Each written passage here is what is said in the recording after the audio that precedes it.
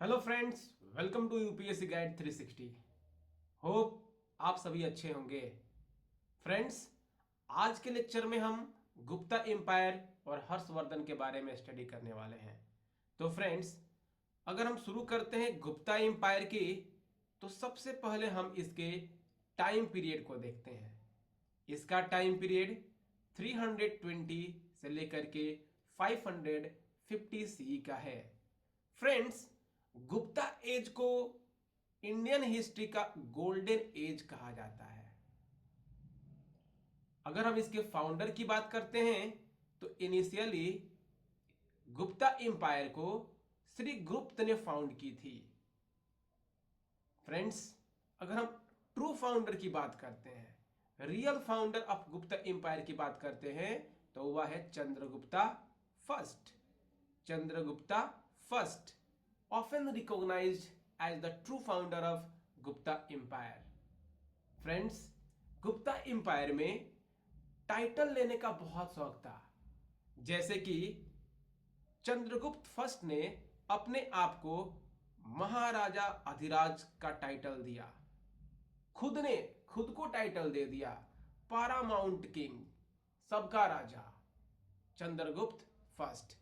Friends, अगर हम बात करते हैं श्रीगुप्त और इनके बेटे घटोत्कच की, तो ये दोनों ने भी महाराजा का टाइटल लिया था।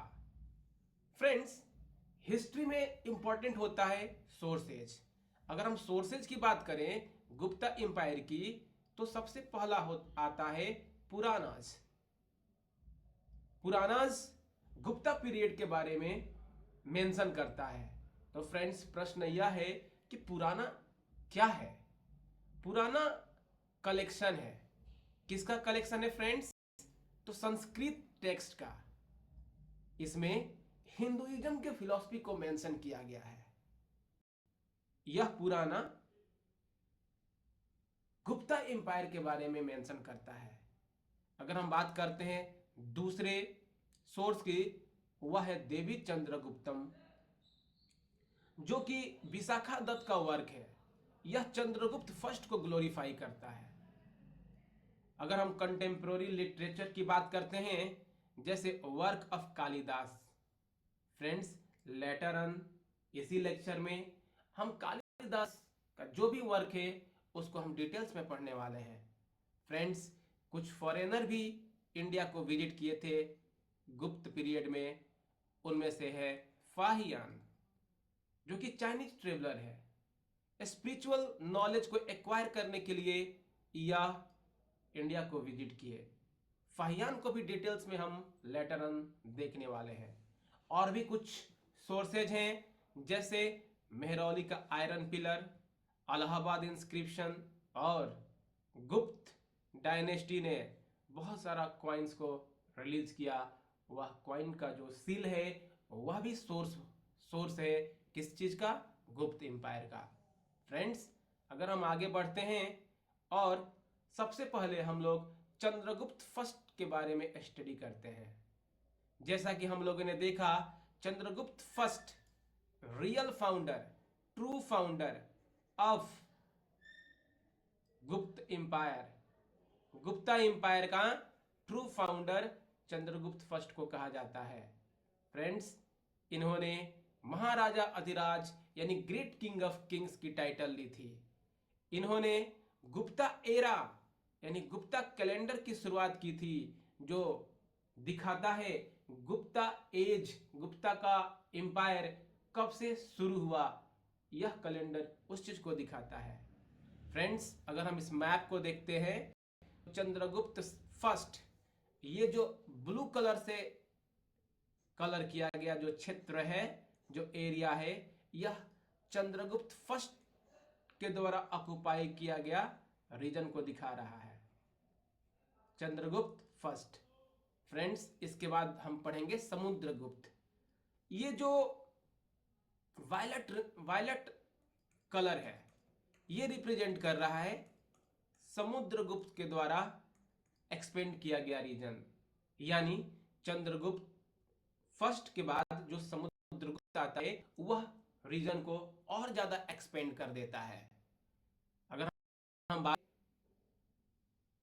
समुद्रगुप्त के बाद का तो वह है चंद्रगुप्त सेकेंड। जो यहाँ पे गुजरात वाला एरिया है इसको चंद्रगुप्त सेकेंड ऑक्युपाई कर लेता है।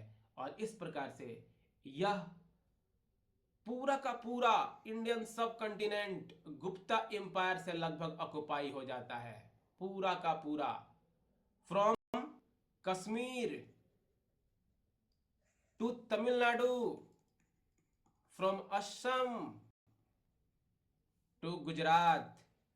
अगर हम इसके नॉर्थ साउथ एक्सटेंशन की बात करते हैं तो पूरी तरह से इंडियन सब कॉन्टिनेंट यहां पर गुप्त एम्पायर के कंट्रोल में था। फ्रेंड्स, अगर हम आगे बढ़ते हैं समुद्रगुप्त के बारे में स्टडी करते हैं जिसका टाइम पीरियड 330 से 380 एडी का है। फ्रेंड्स, आप इस इमेज को देख रहे होंगे। इस इमेज में समुद्रगुप्त को रिप्रेजेंट किया गया है as a veena player, as a veena player. Friends, Samudragupta बहुत ज्यादा शौकीन थे वीणा बजाने के लिए, इसलिए इनको वीणा प्लेयर के नाम से भी जाना जाता है। ये खुद एक पोएट भी थे।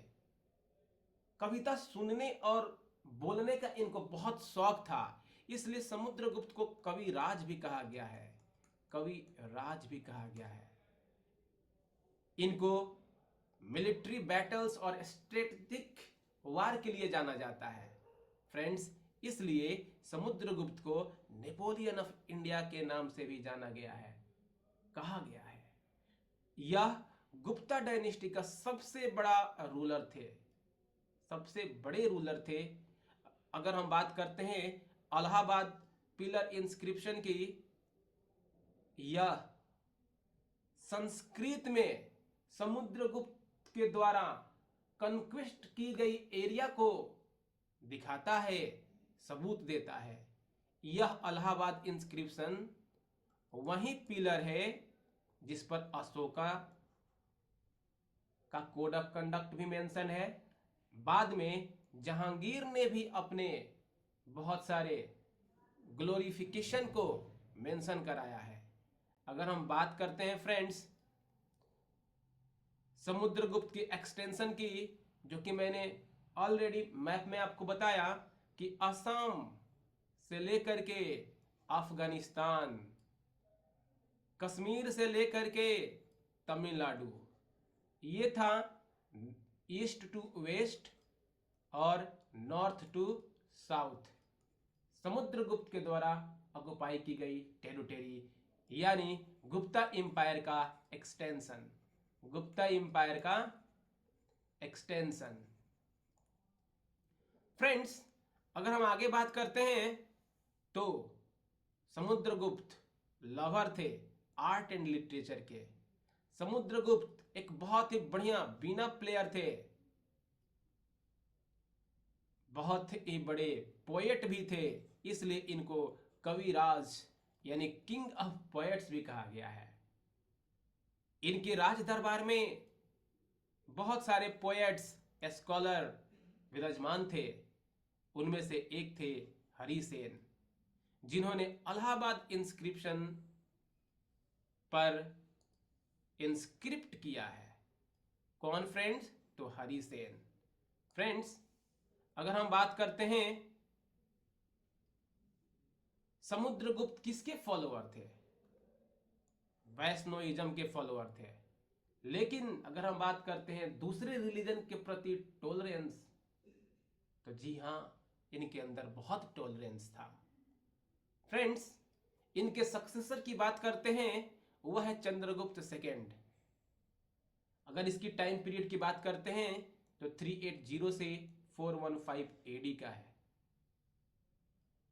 फ्रेंड्स, अगर हम बात करते हैं गुप्ता एम्पायर की पीक की, तो चंद्रगुप्त सेकेंड की पीरियड में गुप्ता एम्पायर अपने पीक पे था। इसका मतलब यह हुआ कि चंद्रगुप्त सेकेंड के बाद गुप्ता एम्पायर एक्सपेंड नहीं होगा, डिक्लाइन फेज शुरू हो जाएगा। यानी जो सक्सेसर ऑफ समुद्रगुप्त है वह चंद्रगुप्त सेकेंड है। यह गुप्ता एम्पायर के पिक को रिप्रेजेंट करता है। चंद्रगुप्त सेकंड अपनी बेटी का विवाह रुद्रसेना यानी वाकाटका किंगडम जो कि डेक्कन रीजन में रूल कर रहा था इससे करा देता है और अपने एम्पायर को और स्ट्रेच करता है। यानी जो एम्पायर कश्मीर तक था उसको तिब्बत तक पहुंचा देता है। कौन फ्रेंड्स? यानी जो अफगानिस्तान से असम, कश्मीर टू तमिलनाडु, इसकी एक्सटेंशन तिब्बत तक पहुंच जाती है, including Himalayan region. Friends, Chandragupta second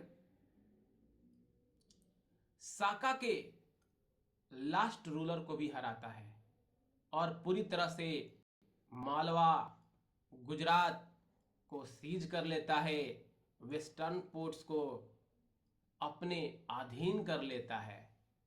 अगर हम बात करते हैं फ्रेंड्स चंद्रगुप्त सेकंड के कैपिटल की, तो इसका जो पहला कैपिटल था वह इलाहाबाद यानी प्रयागराज में था और इस कैपिटल को वह उज्जैन में शिफ्ट करता है। फ्रेंड्स, चंद्रगुप्त सेकंड की जो कुछ भी अचीवमेंट है इसको कहां पर मेंशन किया गया है? तो इसको मेहरौली आयरन पिलर इंस्क्रिप्शन पर भी मेंशन किया गया है। अगर हम बात करते हैं चंद्रगुप्त सेकंड के रीजन के स्कॉलर्स की, तो उसमें कालिदास और अमर सिम्हा जैसे प्रोमिनेंट नाम इंक्लूड है। फ्रेंड्स, गुप्ता एम्पायर के अंदर में 9 जेम्स हुआ करते थे जिसको नवरत्न भी कहा जाता था। ये क्या करते थे फ्रेंड्स? तो ये इंटेलेक्चुअल्स थे, बुद्धिजीवी थे, स्कॉलर्स थे जो किंग को एडवाइस और किंग को एंटरटेन दोनों किया करते थे। फ्रेंड्स, अगर हम आगे बात करते हैं फाहियान की। फ्रेंड्स, फाहियान की क्यों बात करते हैं? ये फॉरेन ट्रेवलर है, लगभग 9 साल तक इंडिया में रहे, लगभग 9 साल तक इंडिया में रहे। उनमें से 6 ईयर तक ये गुप्ता एम्पायर के अंदर ही रहे। अगर हम बात करते हैं किन किन जगहों पर फाहियान विजिट किए, तो पेशावर, मथुरा, कन्नौज, श्रावस्ती, कपिलवस्तु, कुशीनगर, बोधगया। फ्रेंड्स, आप लोगों में से जो कोई भी इस लेक्चर को पहली बार देख रहा होगा, जो यूपीएससी की प्रिपरेशन शुरू की होगी, उसको लग रहा होगा कि सर ये क्या बता रहे हैं, तो उसके लिए थोड़ा इन लोकेशन को भी मैं रिप्रेजेंट कर दूं। फ्रेंड्स, ये है इंडिया और अगर हम बात करते हैं तो ये रीजन है जिसमें इंडस फ्लो करती है पाकिस्तान की। तो पाकिस्तान के रीजन में है पेशावर। ओके फ्रेंड्स, अगर हम बात करते हैं मथुरा जो कि वृंदावन के लिए फेमस है, तो मथुरा उत्तर प्रदेश में है फ्रेंड्स, मथुरा। कन्नौज एक फर्टाइल रीजन एरिया है मध्य प्रदेश की। बात करते हैं श्रावस्ती, जो कि मैंने पिछले लेक्चर में बताया, आप जाकर के खुद इसके लोकेशन को फाइंड आउट कीजिए। कुशीनगर, इसके भी लोकेशन को आप फाइंड आउट कीजिए, नहीं तो पिछला लेक्चर देखिए। बोधगया, आप खुद बताइए यहाँ पर किसको ज्ञान की प्राप्ति हुई थी, कौन निर्वाण प्राप्त किया था। बुद्धिज्म जैनिज्म को लेक्चर को आप एक बार फिर से रिवाइज कीजिए। ओके फ्रेंड्स, अगर हम बात करते हैं फाहियान के बारे में और भी कुछ, तो फाहियान जी स्टडी करते हैं संस्कृत को पाटलिपुत्रा में। किस लिए स्टडी करते हैं फ्रेंड्स? ताकि बुद्धिस्ट मैन्युस्क्रिप्ट को अच्छी तरह से यह समझ सके।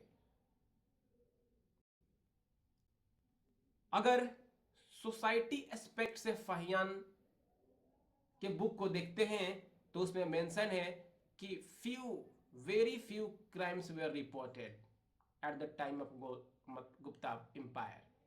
पनिशमेंट्स मोस्टली फाइन होते थे। रोड्स ट्रेवलर के लिए सेफ थे, यानी चोरी गुंडागर्दी उस वक्त नहीं था। फ्रेंड्स, अगर हम बात करते हैं कुमार गुप्ता की, जिनका टाइम पीरियड लगभग 415 से 455 सीई का है, तो फ्रेंड्स कुमार गुप्ता का पीरियड पीस और प्रोस्पेरिटी की थी। जब किंगडम के अंदर, राज्य के अंदर सब चीज शांति और समृद्धि से चलने लगे, तो समझ लेना अब कुछ तो होने वाला है, डिक्लाइन होने वाला है। राजा को हमेशा कुछ और प्राप्त करने की कोशिश करते रहना चाहिए। राजा अगर शांत हो गया, पीस की बातें करने लगा, तो समझो वीक हो गया, कमजोर हो गया। अगर हम बात करते हैं फ्रेंड्स कुमार गुप्ता की द्वारा परफॉर्म की गई योजना की, तो ये अश्वमेध योजना शुरू कर देते हैं। इनकी अचीवमेंट है नालंदा यूनिवर्सिटी का फाउंडेशन। यानी who was the founder of Nalanda university? Kumar गुप्त के पीरियड में फ्रेंड्स बहुत सारे ट्राइब, उनमें से है हून ट्राइब, जो कि सेंट्रल एशिया से आते थे, ये गुप्ता एम्पायर को टारगेट करने लगे, अटैक करने लगे। और इनकी अटैक की फ्रीक्वेंसी स्कंदगुप्त के पीरियड में बढ़ गई। लगभग 17 अटैक्स हुन्स ने किया, और कहा जाता है हुन का अटैक गुप्ता एम्पायर के डिक्लाइन और खत्म होने का वन ऑफ द कॉज था। हो सकता है कि यह मेन कॉज भी हो। अगर हम बात करते हैं friends factors for the declining of Gupta age, तो सबसे पहली बात, राजा का जो सक्सेसर था वीक था, कमजोर था। यानी स्कंदगुप्त के बाद जो भी राजा हुआ गुप्ता एम्पायर का, वह वीक सक्सेसर था। वीक होना ही डिक्लाइन का कारण बना। अगर हम दूसरा बात करते हैं फ्रेंड्स, तो यशोधर्मन जो कि मालवा पर राज कर रहा था, ये अक्सर गुप्ता से लड़ाई करता था, लेकिन गुप्ता के साथ, गुप्ता के अलायंस होकर के हुन से यह लड़ा। बाद में यह खुद भी गुप्ता एम्पायर का विरोधी बन गया। अगर हम बात करते हैं फ्रेंड्स इस मैप की, तो जो एरिया तिब्बत से लेकर के तमिलनाडु तक थी, असम से लेकर के अफगानिस्तान तक थी, अब वह पाटलिपुत्र के समीप में सिमट जाती है। फ्रेंड्स, जब बहुत ज्यादा समृद्धि हो, प्रसिद्धि हो, तो उस वक्त भी नहीं उछलना चाहिए। क्यों? क्योंकि इतिहास अपने आप को बदलता है।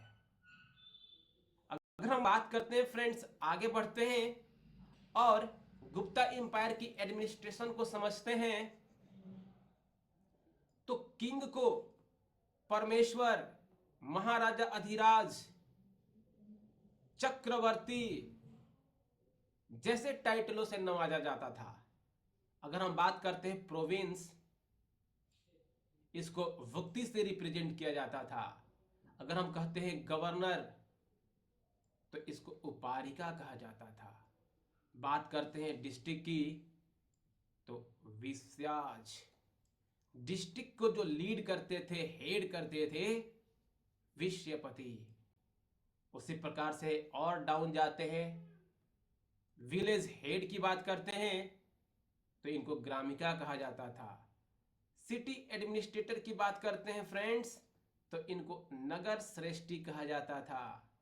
अगर हम बात करते हैं कुमार अमात्या आयुक्ता की, तो ये हेल्प करते थे किंग को क्लोज कांटेक्ट प्रोविंशियल एडमिनिस्ट्रेशन में, यानी राज्य कैसे चले उस चीज में ये अपना सुझाव विचार देते थे।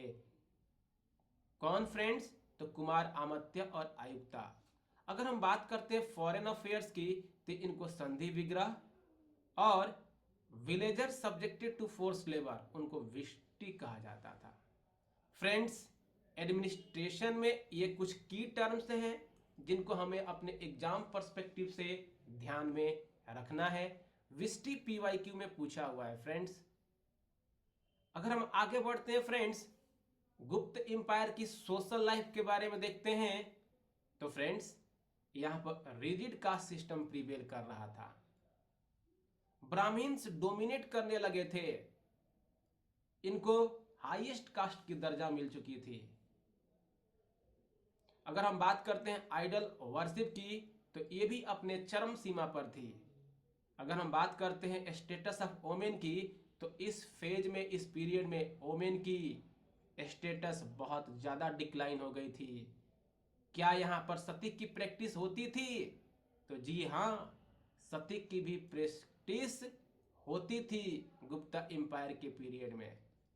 फ्रेंड्स, अगर हम आर्ट एंड कल्चर की बात करते हैं, तो फ्रेंड्स आर्ट एंड कल्चर के लिए ही तो गुप्ता एम्पायर को गोल्डन एज भी कहा जाता है।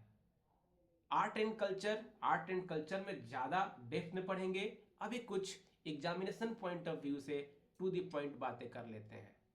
जैसे Gupta empire, golden age, art, science, literature, ये सबका सब फ्लरिश हुआ, डेवलप हुआ गुप्ता एम्पायर में। नगारा स्टाइल, द्रविडियन आर्किटेक्चर भी डेवलप हुए। फ्रेंड्स, नगारा, द्रविडियम, ये टेम्पल आर्किटेक्चर है, टेम्पल को बनाने का स्टाइल है। अगर हम आगे बात करते हैं फ्रेंड्स, तो बाघ केव जो कि मध्य प्रदेश में है, यह रॉक कट बुद्धिस्ट विहारा के लिए फेमस है। यहां पर मुराल पेंटेड वॉल पाया गया है। जब हम आर्ट एंड कल्चर को स्टडी करेंगे फ्रेंड्स, तो उस वक्त भी थोड़ा डेप्थ में देखेंगे। उदयगिरी केव मध्य प्रदेश में है। यहां पर विष्णु 12 अवतार फाउंड किया गया है। Note it friends and remember it. जो भी मैंने हाईलाइट किया है एग्जामिनेशन पॉइंट ऑफ व्यू से हाईलाइटेड है, हो सकता है एग्जाम में आए। अगर हम लिटरेचर की बात करते हैं फ्रेंड्स, तो संस्कृत, जिसको नगरी स्क्रिप्ट में लिखा जाता था, यह ब्राह्मी स्क्रिप्ट को रिप्लेस कर दिया। फ्रेंड्स, हम जब अशोका को पढ़ रहे थे, तो हमने भी 2 प्रकार के स्क्रिप्ट को पढ़ा था। आप दोनों प्रकार के स्क्रिप्ट को कमेंट सेक्शन में मेंशन करें। इस वक्त गुप्ता एज में, गुप्ता के टाइम पीरियड में रामायणा और महाभारत को कंपाइल किया जाता है। ओके फ्रेंड्स, विशाखा दत्त ये मुद्रा राक्षस को ऑथर करते हैं, जो कि चंद्रगुप्त मौर्य के डायनेस्टी के बारे में बताता है। देवी चंद्रगुप्तम, ये चंद्रगुप्त सेकंड की स्टोरी की बात करते हैं। उसी प्रकार से अगर हम बात करते हैं शूद्रक की, तो ये मरीचकटिका को लिखते हैं। और डानिन की जब बात करते हैं, तो ये काव्य दर्शा और दशा कुमार चरिता को लिखते हैं। ये सब रिनोन्ड लिटरेरी कंट्रीब्यूटर थे। फ्रेंड्स, कौन व्यक्ति ने क्या लिखा, ये चीजें हमारे दिमाग में होनी चाहिए। जैसे कि अगर हम कालिदास के वर्क को डिटेल में बात करते हैं, तो इनकी जो ड्रामा थी, नाटकीय बुक थी, उसका नाम है अभिज्ञान शकुंतलम। इनका जो प्ले है वह है विक्रमवर्षी, मालवी अग्निमित्रा। अगर इपिक्स की बात करते हैं, तो रघुवंशा, कुमार संभवा।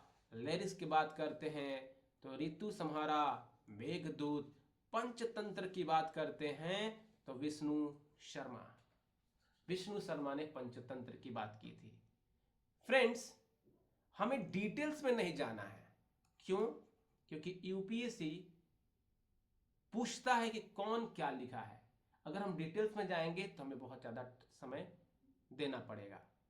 अमर सिम्हा का कंट्रीब्यूशन अमरकोश है। अगर हम गुप्ता पीरियड की साइंस की बात करते हैं फ्रेंड्स, यानी साइंस ड्यूरिंग गुप्ता पीरियड, तो ब्लूम हुआ। साइंस इस वक्त ब्लूम हुआ। मैथमेटिक्स, एस्ट्रोनॉमी और एस्ट्रोलॉजी, ये सारे के सारे ब्लूम हुए। इसीलिए तो इस पीरियड को गोल्डन पीरियड ऑफ इंडिया के नाम से भी जाना जाता है। कुछ स्कॉलर्स की बात करते हैं और उनके किए गए काम को भी बात करते हैं। उनमें सबसे पहले आर्यभट्ट हैं, जिसने आर्यभट्टयम और सूर्य सिद्धांता की फिलॉसफी दी। फ्रेंड्स, आप बताओगे डॉट की खोज किसने की थी? Who discovered dot? डॉट किसने डिस्कवर की? आपका जवाब आपके आंखों के सामने है, आप कमेंट में बस मेंशन कर देना। बात करते हैं वाराहमिहिर की। इनका क्या क्या वर्क है फ्रेंड्स? तो वह है पंच सिद्धांत, 5 एस्ट्रोनॉमिकल सिस्टम्स, बृहत जटक, 5 बृहत जटक। फ्रेंड्स, यहां पर मिस्टेक हो चुका है। बृहत संहिता, एस्ट्रोनॉमी, एस्ट्रोलॉजी, जियोग्राफी, आर्किटेक्चर और वेदर की बात करता है। फ्रेंड्स, वाराहमिहिर का जो भी कंट्रीब्यूशन है वो भी हमें ध्यान में रखना है। अगर हम बात करते हैं बागभट्ट की, तो इन्होंने अष्टांग संग्रह का पर वर्क किया। अगर हम बात करते हैं चरक की, तो इन्होंने चरक संहिता पर काम किया, जो कि आयुर्वेदिक टेक्स्ट है। किसने क्या किया, बस यही हमें अपने दिमाग में रखना है टू दी पॉइंट एग्जाम के लिए। अगर हम बात करते हैं फ्रेंड्स सुश्रुत की, तो इन्होंने सुश्रुत संहिता की रचना की, जो कि सर्जरी और मेडिसिन के लिए फेमस है। वंस अगेन फ्रेंड्स, मैं आपको रिकॉल कराता हूं, जो कुछ भी हम लोगों ने पढ़ा एनसीईआरटी और तमिलनाडु के अनुसार, यह नोट से यूपीएससी के पीवाईक्यू के अनुसार है। आप और हम इसके जो की टर्म्स है, पॉइंट्स हैं, उसको दिमाग में रखें, बार बार रिवाइज करें। एग्जाम में आए हुए क्वेश्चन नहीं छूटेंगे। हम इसका पीवाईक्यू का भी एक बड़ा लेक्चर लेकर के आने वाले हैं। तब तक के लिए आप हमें इजाज़त दीजिए। अगर आपको यह लेक्चर अच्छा लगे, लाइक कीजिए, शेयर कीजिए, सब्सक्राइब कीजिए। धन्यवाद।